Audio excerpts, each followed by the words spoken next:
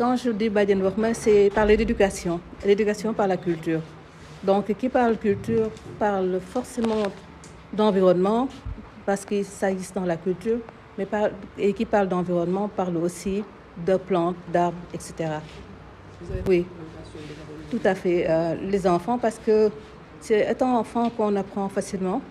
Et comme ce sont ces enfants-là qui vont, en grandissant, vont devenir des adultes de demain et initier ces enfants-là et de rigueur pour quand même avoir un bon résultat.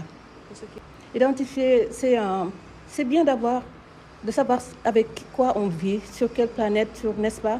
On connaît sa famille, on connaît même le mouton qu'on a chez soi, pourquoi pas l'arbre avec qui nous vivons tout le temps, que ce soit dans nos maisons, que ce soit dans les rues, un peu partout, on trouve des arbres. Donc ce serait bien de les avoir en nom, en utilité, n'est-ce pas, dans notre vie, depuis de l'ombrage qu'ils nous procurent, de l'embellissement qu'ils font aussi pour nos rues, de savoir aussi des utilités par rapport à notre santé, par rapport à autre chose, n'est-ce pas, à nos croyances. Je ne veux pas mieux, parce que comme c'est une chose qui appartient à tout le monde, si tout le monde venait, ce serait vraiment parfait.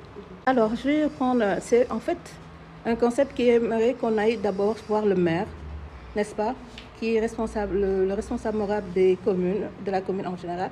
Donc, avec ce maire qui nous autorise à bord le dimanche, puisque c'est un jour quand même assez plat, qu'on aille avec les enfants, les femmes, accompagnés de botanistes, qui puissent sillonner durant une randonnée pédestre d'1 heure à 1 h 30, voir les arbres, dire comment ils s'appellent, comment on les nomme, scientifiquement, selon les ethnies et les utilités. Donc, avoir une fiche collée à l'arbre même, pour même en dehors de la randonnée, ceux-là qui vont passer devant ces arbres-là pourront dire « Ah, il s'appelle, il est utile à ça, il nous procure telle et telle chose ».